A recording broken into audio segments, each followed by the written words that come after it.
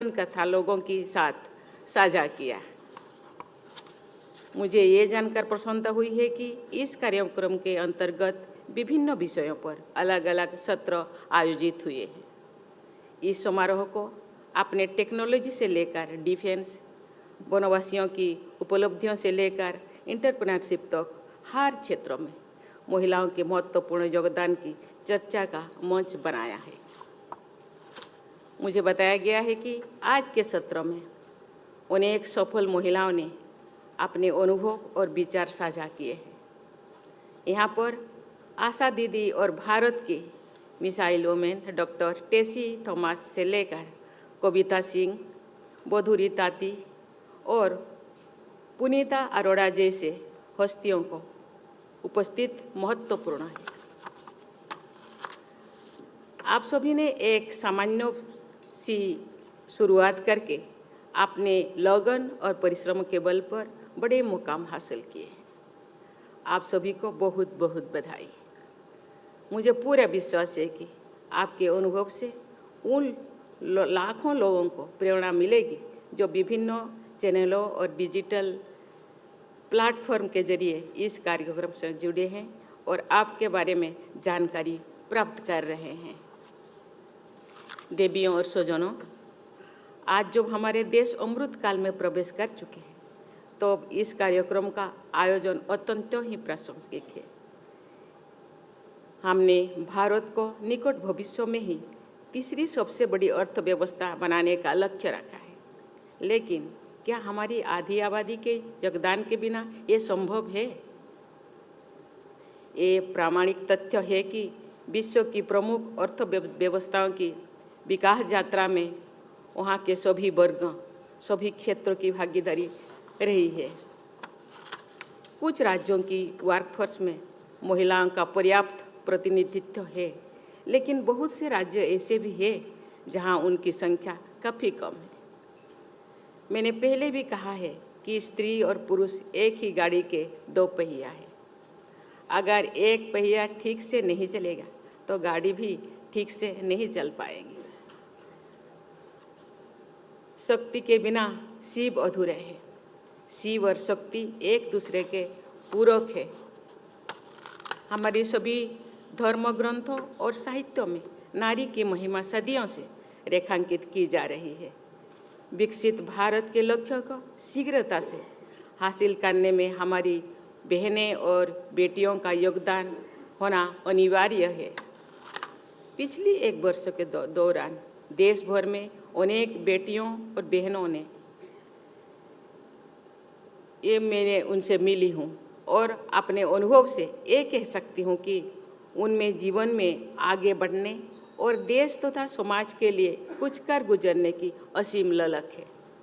ज़रूरत है कि बस उनकी क्षमता और योग्यता पर भरोसा करने की।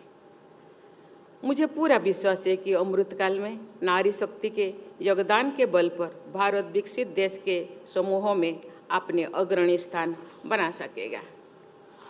देवियों और स्वजनों, महिला शक्ति के बिना एक स्वस्थ, सशक्त और विकसित समाज की परिकल्पना संभव ही नहीं है।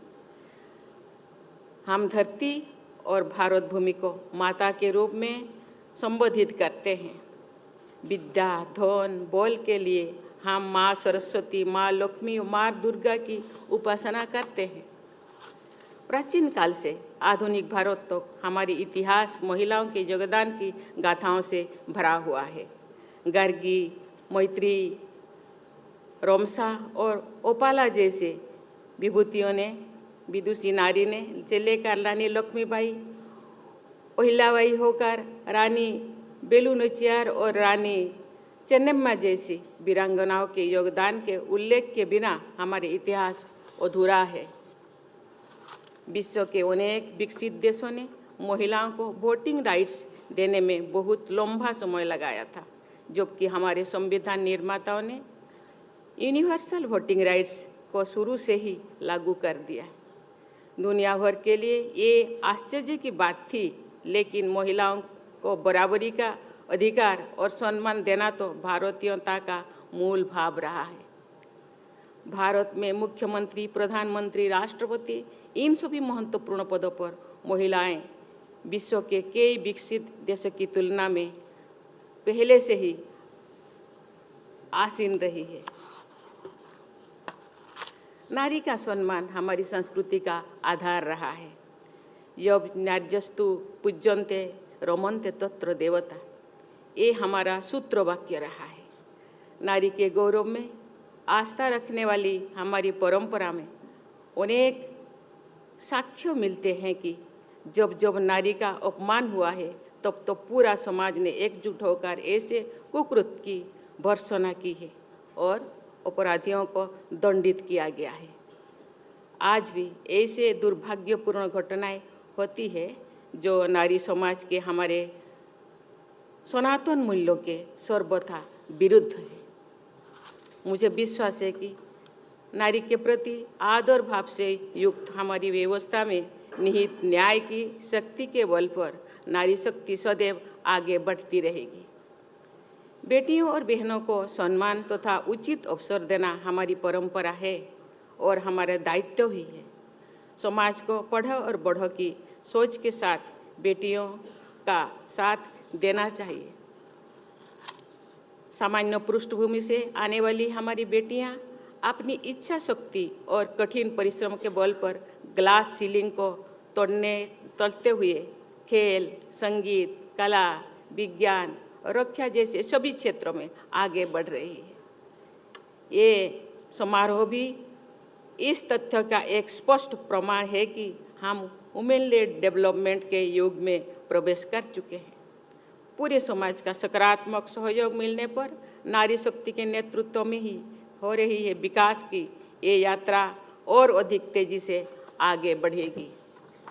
सरकार महिलाओं को और अधिक सशक्त बनाने के लिए निरंतर प्रयत्नशील है, लेकिन एक समाज के रूप में हम सबका भी बेटियों और बहनों को सबल बनाने में अपना योगदान देना चाहिए। हम सबको मिलकर एक ऐसा वातावरण बनाना है जहां सभी महिलाएं सामाजिक, आर्थिक, सांस्कृतिक, राजनीतिक क्षेत्र में पूरी तरह से भाग ले सकें और अपना भरपूर योगदान दे सकें। मीडिया हमारी समाज व्यवस्था का अहम हिस्सा है और लोकतंत्र का एक प्रमुख स्तंभ है। इस नाते मीडिया की भूमिका बहुत महत्वपूर्ण है। मीडिया का काम समाचार प्रसारित करना ही नहीं है, लेकिन लोगों को शिक्षित करना और सकारात्मक दिशा में ले जाना भी है। मुझे खुशी है कि नेटवर्क 18 ने इस दिशा में एक खास पहल की है। अपने अपने क्षेत्र में सफल महिलाओं को ऐसा मंच प्रदान करने और उन्हें सम्मानित करने के लिए आयोजित ये समारोह प्रशंसनीय है। मुझे विश्वास है कि इस समारोह से प्रेरणा प्राप्त करके अन्य संस्थाएं भी आगे आएंगे और महिला सशक्तिकरण के हित में ऐसे आयोजन करेंगे। बहुत बहुत धन्यवाद। जय हिंद, जय भारत।